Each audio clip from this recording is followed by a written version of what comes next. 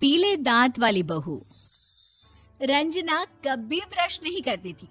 उसे कितनी बार उसके माँ बाप ने डांटा, लेकिन उसका कोई असर उस पर होता ही नहीं था, जिस कारण से उसके दांत पीले पीले हो जाते हैं। शादी के बाद अरे बहू, वैसे तो तुझ में कोई कमी नहीं है, पर तेरे दांत दांत इतने पीले कैसे हैं बेटा? कैसे मतलब? कोई सर्जरी थोड़ी ना कराइए। वो तो क्या नाम, मैं ब्रश नहीं करती थी तो पीले हो गए। अब क्या करूं? आप कहे तो लाल करवा लूं या फिर काले? यार, ये क्या है? क्यों माँ से लड़ रही हो? लड़ रही हूँ? अरे मैं लड़ रही हूँ या ये बोल रही है कि दांत पीले हैं, पीले। अरे तपस्या थोड़ी ना की है इन्हें पीले करने के लिए। बकायदा ब्रश नहीं किया है 20 साल तक, तब जाकर। छी, कैसी बात कर रही हो? ये उस वक्त तो पीले नहीं थे जब हम लोग तुम्हें देखने आए थे। अरे तब साफ करवा लिया होगा डेंटिस्ट के पास जाकर।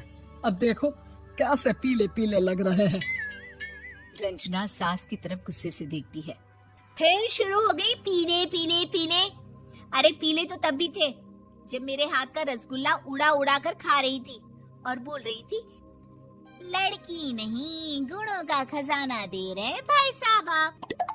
खैर, अब वो लोग करते भी तो क्या करते, पीले दांत वाली बहू पल्ले पड़ी थी तो झेलना तो था ही। एक दिन कीर्तन में रंजना गाना गा रही थी। अरे कमला बहन, माँ का द्वार है, यहाँ तो सब शुद्ध होकर आते हैं, फिर अपनी बहू को ब्रश भी नहीं करवाती तुम। दूर से पीले पीले दांत भक्ति में बाधा उत्पन्न कर रहे हैं। अरे कोई 2 साल के बच्चे थोड़ी ना लेकर आई हूँ मैं बहू बनाकर। अच्छी खासी लड़की है, अरे कैसे करवाऊं ब्रश? ये तो उसे खुद करना चाहिए ना। अब माँ बाप तो इसके जैसे तैसे निपटा दिए, ये नहीं सोचा कि सास कैसे संभालेगी।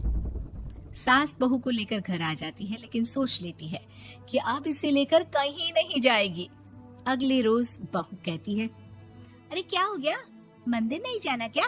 कीर्तन का वक्त हो रहा है। मेरी मधुर वाणी से कान्हा जी जागते हैं और सोते हैं। आप तो जानती है ना उनकी भक्ति में कितना मन लगता है मेरा। वो क्या है ना, तबीयत ठीक नहीं लग रही है मेरी, आराम करूंगी मैं। तबीयत ठीक नहीं लग रही? अभी तो मिथुन के गाने पर नाच रही थी आप, और अब बोल रही है कि तबीयत ठीक नहीं लग रही।